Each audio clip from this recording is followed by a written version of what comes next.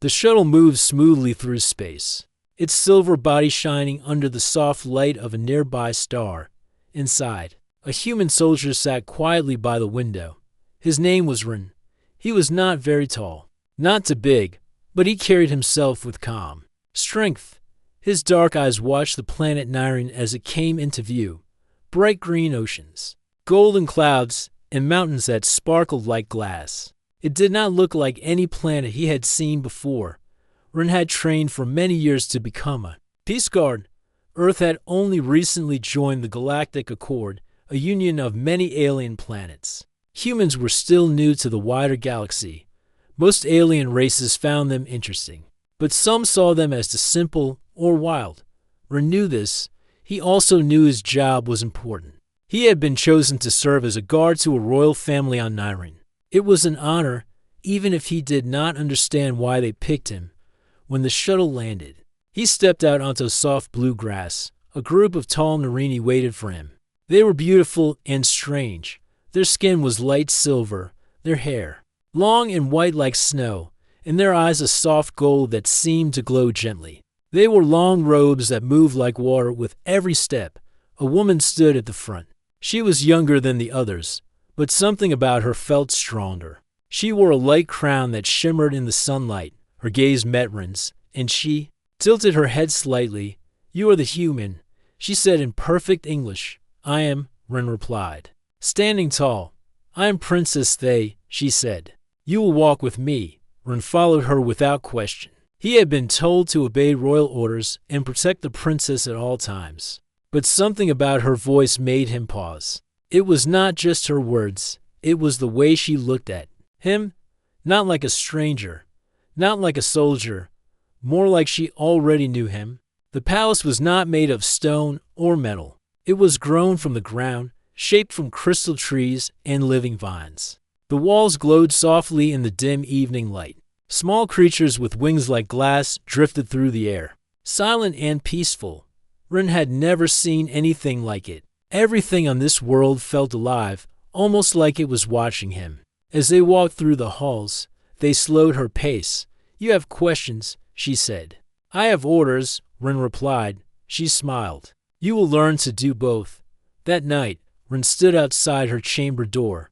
His shift had started, and he remained still as a statue. Other guards passed him, Nyreeni in white armor, speaking in quiet tones. None of them spoke to him. None looked at him for long. Hours passed, then the door opened. They stepped out, wearing a soft blue robe. Her hair was braided with silver threads. She looked at Rin for a long time. "You don't sleep?" she asked. "Not on duty." "You were not chosen by accident," she said softly. Rin looked at her, unsure what to say. "I was told I met the skill mark. You were chosen before the test," she replied. "Before Earth joined the Accord." Rin frowned. "I don't understand." "You will," they said. "In time." She turned and walked away, barefoot on the smooth crystal floor. Rin stood alone again, but her words stayed with him. The next day, they took him through the gardens. The flowers moved when she walked past. The trees bent slightly, as if bowing. Birds made of light flew in patterns above them. They did not speak for a while. She simply walked, her hands behind her back. "You are not like the others," she said at last. "I'm just a soldier," Rin replied. "No," she said. "You are key." Rin raised an eyebrow. "To what?" "To everything," they said. "But you will not believe me now. You need to see more first." She led him to a small pond. The water was perfectly still.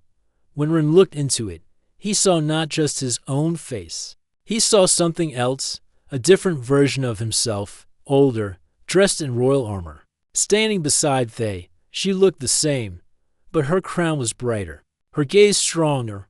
Rin stepped back from the pond. "What is this?" he asked. "Memory," they said. "From the future." Rin did not speak. His training told him to stay quiet, to not ask too many questions. But his heart was not still. "I had dreams," they said. "Even before I met you, I saw your face. I heard your voice. Maybe you dreamed of a different human," Rin said. "No," she said. "It was always you." That night, Rin could not sleep. He lay in the small guest room given to him near the royal chambers. He stared at the ceiling, where small lights moved like stars. He thought of Earth, of his home, of his training. He thought of the pond, of the image he saw, of the princess's voice. He did not understand why he had been chosen, but deep inside, something was waking up, a quiet voice that said this place, this mission, was more than just guard duty. It was a path he had always been meant to walk.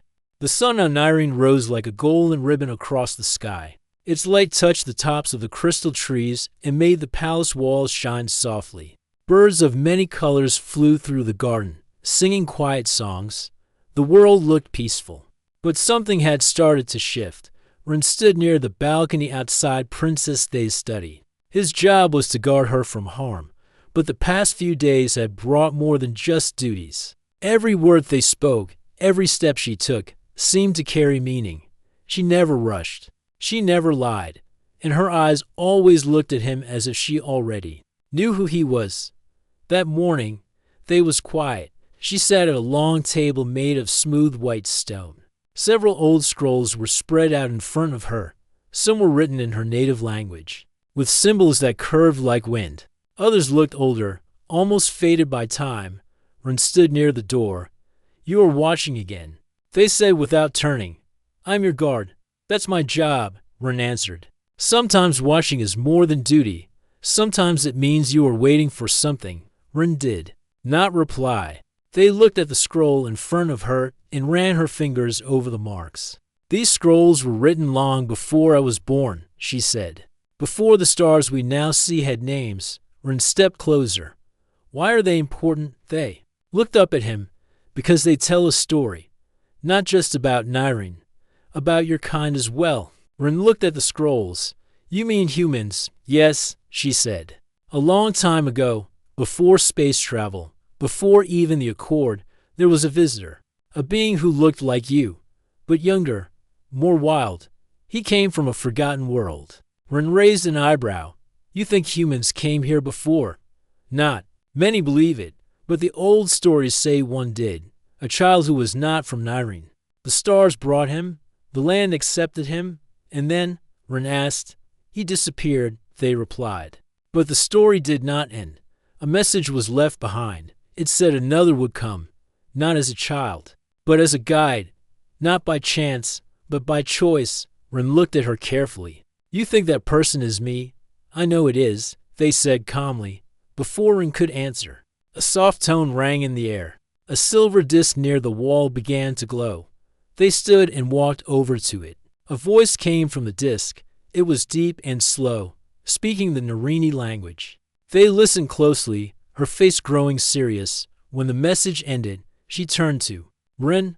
"There is unrest in the outer cities," she said. "Ships have moved near our borders without notice." Ren stepped forward. "Do you think it's an attack?" They shook her head slowly. "No, not yet. But something is not right. These movements are not normal." She walked to the window and looked out toward the mountains. "Our people are calm on the surface, but deep down, some wish for change. Not peaceful change, sudden change, dangerous change." "Do you have enemies?" Ren asked. "All rulers have shadows behind them," they replied. "I hope Nyrene was past that." "Maybe I was wrong." Ren stayed silent for a moment, then said, "Do you want me to report this to the Accord?" They turned to him. "Not yet. They will not listen. Not until something happens. That is their way." That afternoon, they walked the garden again, this time with Ren beside her instead of behind. She spoke softly. "Some believe our world should not be part of the Accord. They say it makes us weak, that we forget who we were." Ren asked, "And what do you believe?" "I believe we must move forward, but not by closing our hearts." "I believe in connection." Ren nodded. "Is that why you chose a human guard?" They smiled. "Part of the reason, but not the only one." Ren looked around.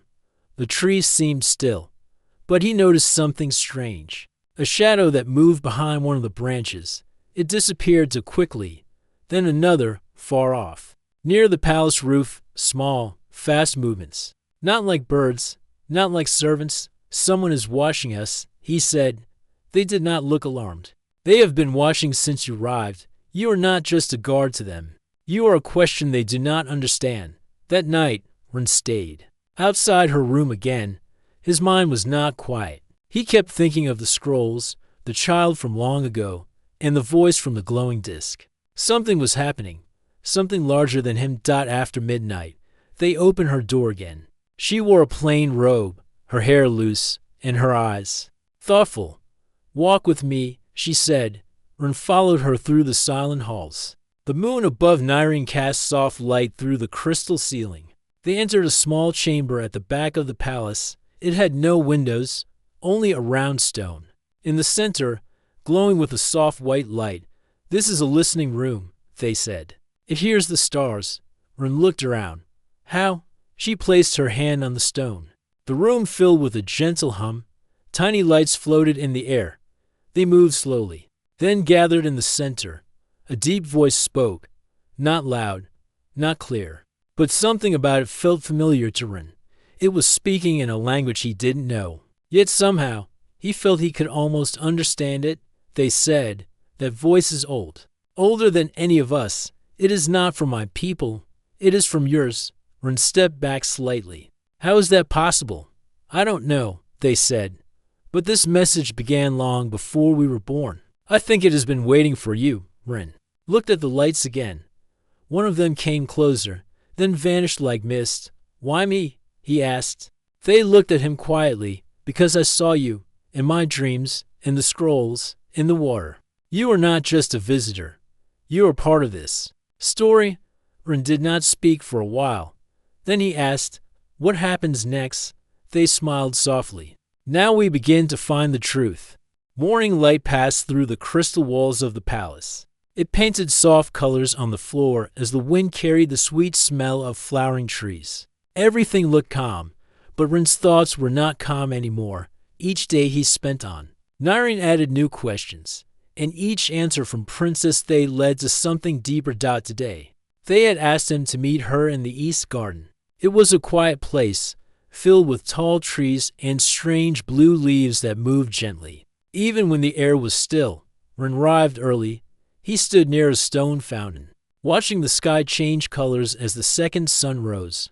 They arrived soon after. She wore a long robe with soft silver lines, her steps light as if the ground welcomed her. She gave Ren a calm look, then said, "Today, I will show you something only a few have seen." He followed her without a word. They walked through the garden and entered a narrow path hidden behind tall plants. It led down into the ground. As they moved deeper, the air grew cooler. The walls changed from smooth stone to something older, rough and dark, marked with carvings. Ren noticed strange symbols along the walls. Some looked familiar, almost like old earth writing. He touched one carefully. "This one," he said, "looks like the symbol for fire." They nodded. "Yes. Some of our old words match yours. That is part of what I want to show you." They reached a large door made of black stone. They placed her hand on it, and a soft sound filled the air. The door opened slowly, showing a wide chamber lit by glowing stones in the ceiling. In the center stood a tall pillar. Wrapped in light, round it, several objects were placed on stone. Tables. Some looked like tools, others looked like small machines. "This is one of our deepest vaults," they said. "It holds things found long ago, things not made by us." Ren walked slowly, his eyes on the objects. One of them caught his attention.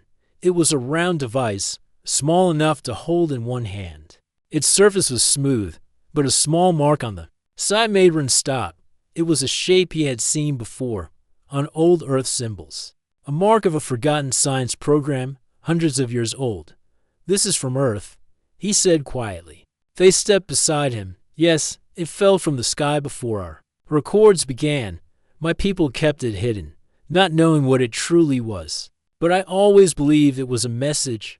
Ren picked up the object gently. A soft light came from its center, as if it recognized his touch. He felt a slight warmth in his palm. "How can this be here?" he asked. "There was a child," they said. "Many lifetimes ago, our seers spoke of a being who came from another world, a human child, lost in time. He was found by our early people, protected, and then taken away by the stars." Ren looked at her. Taken where? No one knows. But before he left, he gave a promise. He said another would come. Not as a child, but as a guide, and when that guy came, he would carry the same light. Ren looked down at the device. You believe I carry that light? They nodded. I don't believe. I know. She walked to the center of the chamber and placed her hand on the tall pillar. It responded to her touch, sending out soft waves of light. The light moved across the room, touching the walls, showing images in the air. Ren saw stars, planets, ships made of gold and glass. Then a face appeared. It was not Faye. It was not Narini. It was human. A boy, young and wide-eyed, with dark hair and a serious look. He spoke in a voice that echoed through the chamber. I leave this message for the one who comes after me. The boy said, You will know me by the mark I leave. You will find the place I once stood. And when you do, remember this, you are more than a soldier. You are a bridge. You are a beginning. The message ended. The light faded. The chamber grew still again. Ren stood frozen. His heart beat faster, not from fear, but from something else, a feeling he could not name. That boy, he said, he looks like someone from my family line. I saw old photos before leaving Earth. I thought they were only stories. They looked at him with quiet eyes. They were stories, but stories can hold truth. Ren sat on the edge of one of the stone tables. His hand still held the device. It no longer glowed, but it felt alive. So what does this mean? He asked. Why me? They sat across from him. Because your people were never truly separated from the stars. You were part of the galaxy before the Accord knew your name. And now, you return not just as a visitor, but as a key. A key to what? Ren asked. They looked up, to healing, to unity, to something we have forgotten. They stayed there in silence for a while. The chamber was deep and quiet, but it did not feel cold. It felt like a memory waiting to be remembered. Before they left, they said one more thing. Many believe strength comes from power, but the strongest ones are those who choose to protect. Even when no one understands why. Ren looked at her. Is that what you saw in me? She smiled gently. I saw more than that. I saw a path. I chose you long before they sent you. The days on Nyrene were never too hot or too cold. The air always felt clean, the sky calm, and the gardens full of light and life. But on this day, something felt different. Ren stood on the highest tower of the palace, looking at the sky. He had a habit now watching the horizon every morning, looking for anything out of place. And today, he saw something. A small black shape moved slowly through the clouds. It was not a bird. And it was not one of Nyrene's sky ships. It left. No sound, no trail. But it did not belong. Ren narrowed his eyes and turned on the small communicator on his arm. Unknown movement in upper sky. Request quiet scan. He said into the device. No answer came. That was the first sign. He tapped. It again. Control room? Coming. Still nothing. Ren didn't wait. He turned and rushed down the tower steps. His boots made quick steps on the crystal stairs. He reached the garden, where Princess Thay was speaking with a group of council elders. She looked calm, but when her eyes met Ren's, she knew something was wrong. He moved to her side and spoke quietly. The sky is not clear. I saw something. No response from control. They nodded once. Come with me. She gave a quiet signal to the elders and walked toward the palace's inner hall. Ren followed, one hand near the small tool at his side, a mix of scanner and shield. He had used it only for practice until now. They reached the main chamber where communication lines were kept. A Nyrene guard stood outside the door. He looked nervous. Connection systems are not working, he said quickly. We are trying to reset them. Were they shut down from inside? They asked. The guard lowered his eyes. We don't know. Ren stepped forward. Lock all lower doors. Block the sky path. No ships leave or enter. They looked at him. You think this is an attack? I think this is the start of something, Ren said at that moment. A deep sound moved through the walls, not loud, but low and steady, like a drum. The palace lights dimmed. Outside, birds scattered from the trees. The sky, once soft blue, turned darker. They moved toward the nearest window. In the far distance, dark clouds were forming. But they were not clouds. They were ships. Dozens of them, moving in silence. They had no flags, no signs, but their shape was clear military. Ren turned to her. "We need to move." They rushed to the inner chambers, where guards waited. They spoke quickly, sent calm messages to the people. No panic, no sudden moves. "Bring the council to the lower rooms. Keep them safe," Ren added. "Double the guards near the outer gates, and check for anyone missing from duty." The guards moved fast, trained and focused, but nothing had prepared them for this. Nyreen had not seen a real threat in many years. The peace had lasted too long. They and Ren entered a private passage, one used only by the royal family. It led under the palace, toward old parts of the city. Ren knew they were moving to a safer place. But he also knew this was not just about safety. What are they here for? He asked. He walked quickly beside him. Some of our own people do not want unity. They believe we should stand alone. They think the accord makes us weak. They fear change. And they fear you, me. You are a sign that we are not alone. Anymore. You are a bridge, and some do not want bridges. They reached a hidden room. The walls were lined with old stone, and the floor was marked with ancient symbols. In the center stood a tall round device, smooth and silent. They touched the side, and it opened slowly, revealing stairs leading deeper into the ground. "We go to the vault," she said. "There is something there we must protect." Ren followed her down. The space was quiet. The only sound was their steps. They moved through narrow halls, past old doors and silent machines. At last, they entered a large chamber. Inside, a wide table held a map of the stars. Round the room were shelves filled with records. In one corner stood a tall mirror-like screen. It was dark now, but it could show visions when activated. They walked to the center and placed her hand on a small stone. "This is a guidance room," she said. "It holds the history of our line, and something else." Ren watched as a soft light rose from the floor.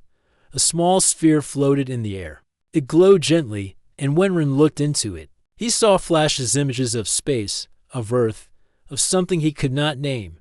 "It reacts to you," they said. "It always has." Suddenly, the walls shook. Dust fell from the ceiling. A deep sound echoed through the chamber. It was not a natural sound. It came from above. "They have entered the palace," Ren said. He turned to Faye. "You must stay here. I'll hold the path." They stepped closer. "You are not alone." "I know," Ren said.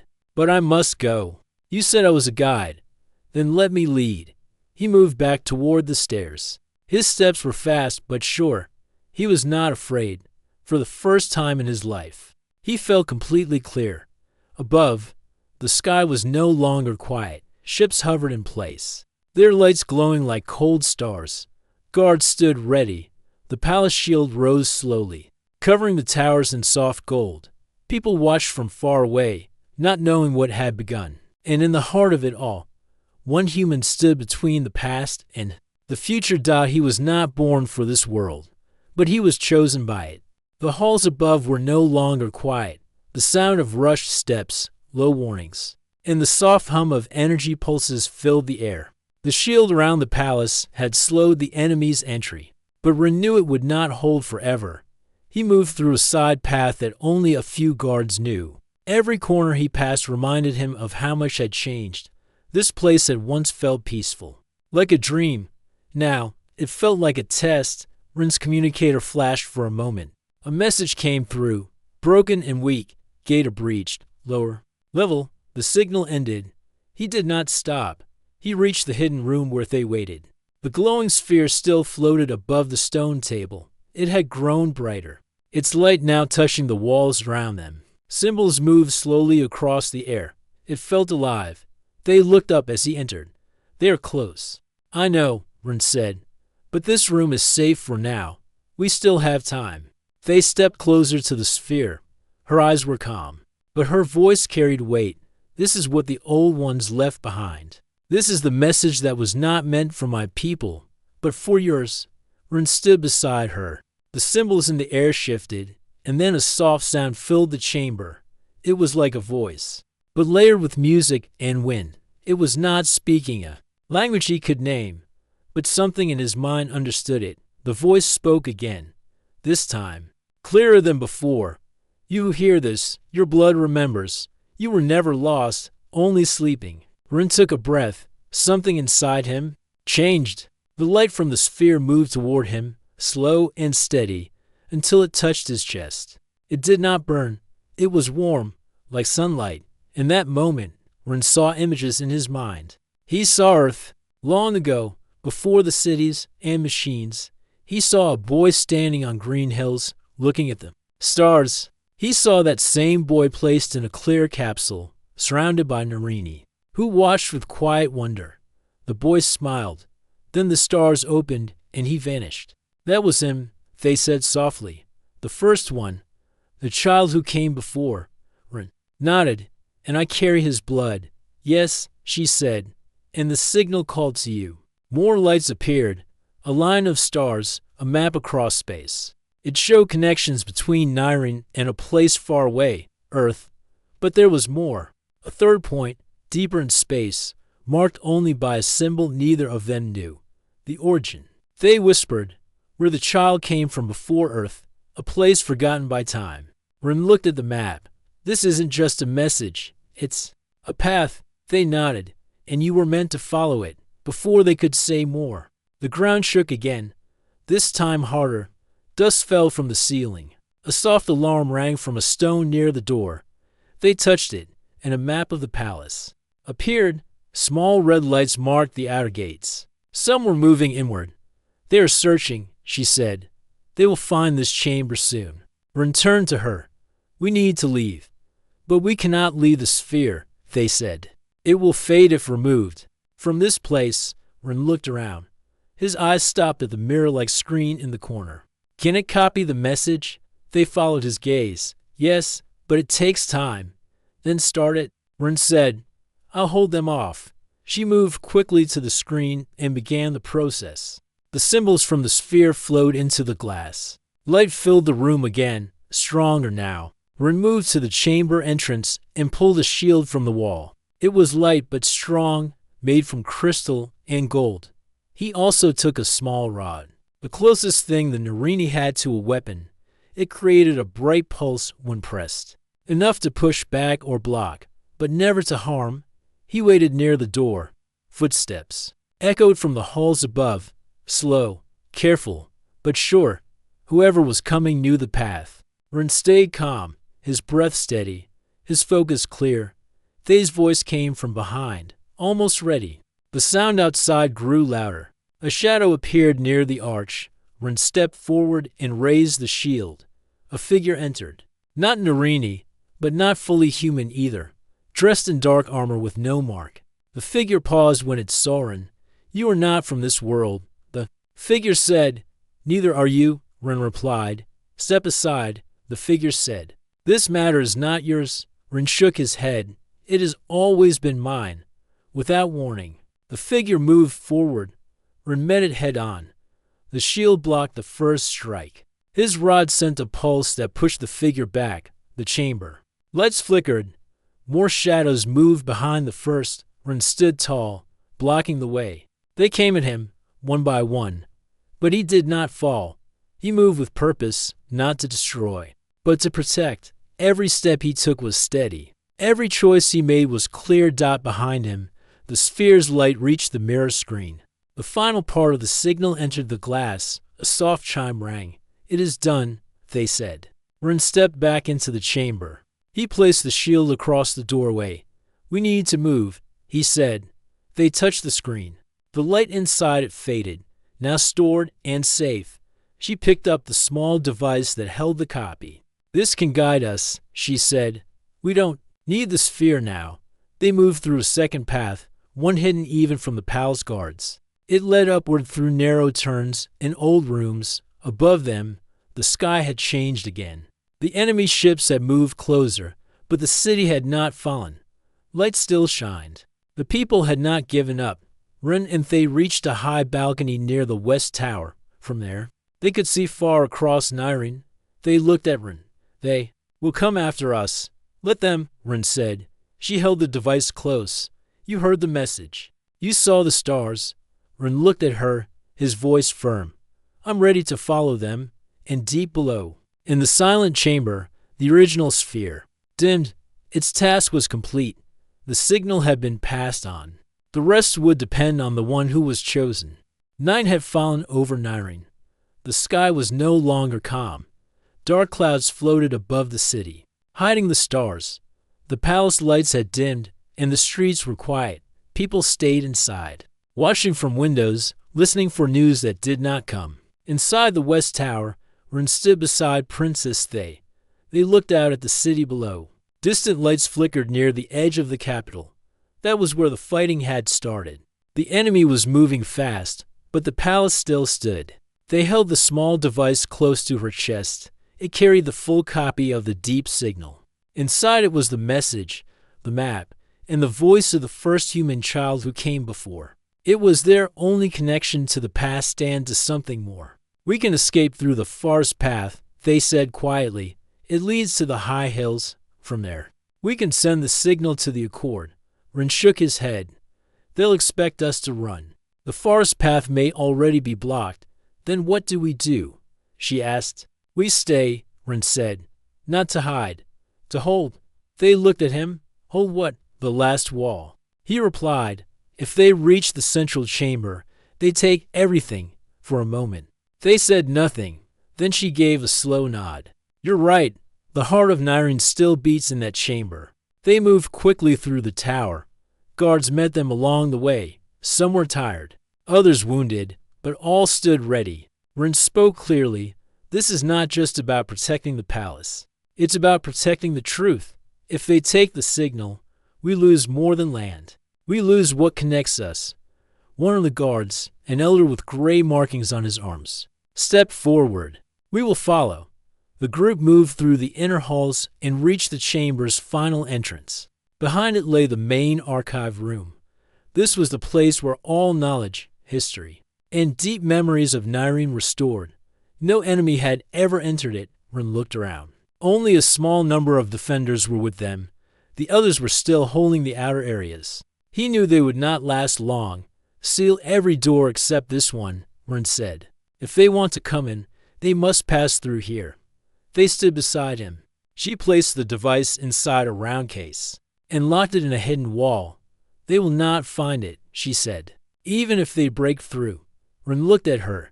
You should stay behind the line. No, she said. This is my home. I will not watch it fall. The guards took their places. Ren stood in the center. His shield rested against his left arm, and the small rod was ready in his right hand. He listened to the silence. It was not peaceful silence, it was the kind that comes before a storm. Then, the sound came, heavy steps in the hall. Not running, not rushing, but steady. The enemy was close. Ren took a deep breath. His heart was strong. He had trained for many years, but no training had prepared him for this. Still, he felt no fear. He only felt purpose. The door shook. A soft boom echoed through the room. Then another. Dust fell from above. The enemy had reached the last wall. Without warning, the door opened. Figures in dark armor stepped forward, their eyes hidden behind silver masks. They said nothing. They moved with control, like machines. Ren raised his shield. This is your last chance. Turn back. No answer came. The first attacker moved. Ren blocked the strike and pushed forward. The rod in his hand lit up and sent out a pulse of energy. The enemy staggered, but did not fall. Another came, then another. Ren did not move back. He stayed firm. Each step he took was careful, each motion clear. He used the shield to block, the rod to push. His feet never left the line. Behind him, the guards held strong, and beside him, they fought with calm power. She used a staff made of pure light, a royal symbol of her line. She moved with grace and balance, not wild, but sure. The fight felt endless. Every time one enemy fell, another stepped forward. But something strange was happening. The attackers were slowing. Their movements grew weaker. One even dropped their weapon and fell without being touched. He looked at Ren. The signal. It's reaching them. Ren nodded. It's waking something inside them. They kept holding the line. Then, without warning, the attackers stepped back, slowly. They stopped fighting. One by one, they lowered their weapons. Ren stepped forward. "Why are you stopping?" One of the masked figures looked up, for the first time. They spoke. "The message. We heard it. It is not only for you. It is for us too." They stepped closer. "You were not sent to destroy. You were sent to listen." The figure nodded. "We were told to fear change. But this voice, it spoke of peace, of connection, of memory. We forgot that." Ren lowered his shield. "Then remember it now." The attackers dropped their weapons fully and stepped away. The hall was quiet again, but now the silence was filled with hope. Guards from the outer halls arrived soon after. The news spread quickly the enemy had stopped. The attack was over. Ren walked with Faye back into the archive room. She opened the wall and took out the device. "It's time," she said. They moved to the top of the tower and placed the device in the signal port. It lit up, brighter than before, and sent a beam of light into the sky. The stars above responded. A soft wave moved through space, and the message began to travel. The voice of the first child was carried again, and with it, the hope that humanity and Narini were never meant to be apart. The sky above Nyrene was clear again. The dark ships were gone. The sounds of fear had faded. Now, only peace remained. In the heart of the palace, Princess, they stood in the great hall. Ren stood beside her, wearing a light armor gifted by the council. His shield now rested on the wall, and the rod of defense had been returned to the vault. The war had ended without full battle, not because of power, but because of truth. The deep signal had reached far. Across the stars, it had touched many minds. On Nyrene, it changed hearts. Even those who once stood against they had come forward, asking for peace, offering support. Some had tears in their eyes, saying they had forgotten the old stories, the real meaning of unity. The voice of the human child from long ago had reminded them all. Now, the Accord had sent a message in return. Their ships had entered Nyrene's orbit, not with weapons, but with light. Leaders from many worlds had arrived to hear the full story. They wanted to understand what had happened, and more importantly, what would come next. In the royal hall, the council gathered. Elders, thinkers, and visitors sat in silence as they stepped forward. She looked calm, but her voice carried strength. "We have lived many years in peace," she said, "but we also lived apart. We feared outside voices. We forgot where we came from." She paused and turned toward Ren. "This is Ren, a human from a distant world. He came not to rule, but to protect, not to lead, but to serve. And yet, in the hardest moment, he stood between us and danger. He fought not with hate, but with hope." Ren said nothing. He was not used to praise. He looked at the floor, then back at the people. They continued. The old stories said a guide would come, a voice from another time. Many believed it was only myth, but the signal showed us the truth. Long ago, our people met a child from Earth. That child left a gift and a promise. Ren is part of that promise. A gentle sound moved through the hall. The people rose to their feet, not in fear, but in respect. One of the council elders stepped forward. "And what now, Princess? What path will Nyrene take?" They looked at Ren, then back at the crowd. "We will not return to the old ways," she said. "We will open our doors. We will not hide, and I will not walk this path alone." The hall grew quiet again. They stepped beside Ren and held out her hand. "I ask her not only to remain as my guard, but to stand beside me as an equal, as a guide, as a symbol that two worlds can become one." Ren looked at her, surprised. He had never thought of himself as a leader, but he also knew he could not turn away. "Not now. I accept," he said. A new sound filled the room, soft music, played by crystal instruments. Flowers from the garden floated in on the wind. The people cheered, not with loud shouts, but with peaceful joy. It was not the joy of victory, but the joy of healing. In the days that followed, many changes came. The signal was shared across the Accord. People from different planets began to learn the full story. Humans were no longer seen as simple newcomers. They were seen as something more, part of an old story now made new. They and Ren worked side by side. They opened new schools for learning, where humans and Narini studied together. They planted gardens with plants from both worlds. They wrote new books, new songs, and new paths forward.